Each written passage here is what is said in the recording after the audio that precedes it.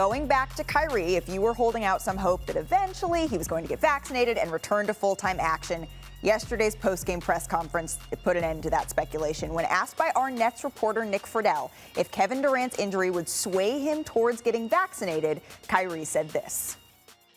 Kev's going to heal. Kev's going to be okay, and we're going to have to deal with that as his teammates.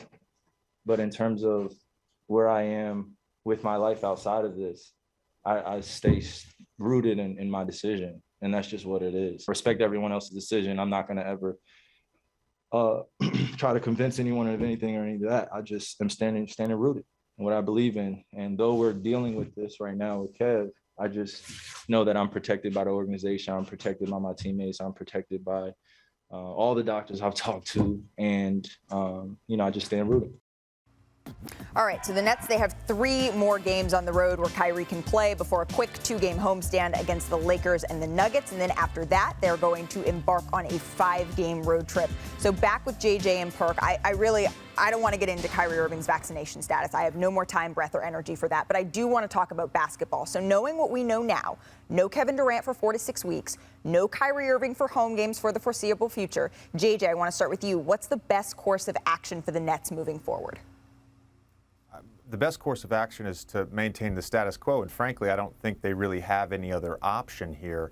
Look, this team has basically piecemealed rosters game to game due to COVID, due to injuries, due to the availability of Kyrie Irving. They're very similar in a way to the Lakers. They're a very top-heavy roster.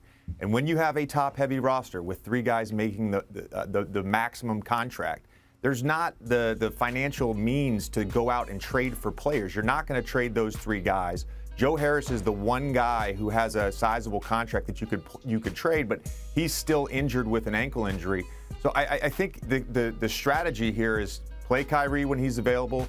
James Harden has to go nuts and get great contributions from your bench. Perk? Well, here's the thing, okay? Now Steve Nash is going to actually have to get into his bag and start coaching. That's number one.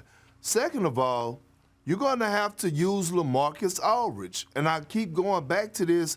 Look, if you don't have KD for a month or a month and a half, and you know you only got Kyrie for away games, LaMarcus Aldridge, I think the record is like 8-2 or 9-2 when he scores 20 plus or more points. You have to put him back in the lineup and take some of that pressure off of James Harden, especially at home games, and go through him on that low block and feature him in the offense, because the LaMarcus Aldridge I saw before he had to go in the COVID protocol, he was balling. Now, I'm not saying he was looking like a LaMarcus Aldridge in Portland, but he was looking something similar, a little bit close to it. So you have to utilize him, put him back in the offense, go through him a little bit, let him get his touches, and let him help you out. Well, and we were talking about it yesterday, and I was saying that 11 of the Nets' next 14 games are on the road. So they do have this big stretch where they're going to have Kyrie Irving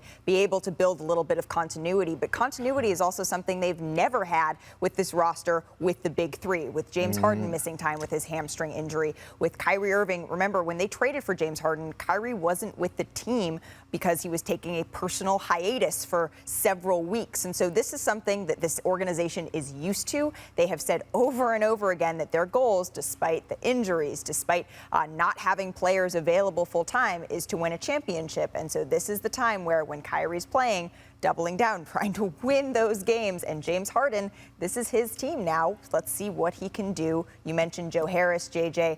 Steve Nash said he's progressing in his rehab, but he's not quite to the point where he's going to be able to join the team in the imminent future. But it's coming. We're getting a little bit closer.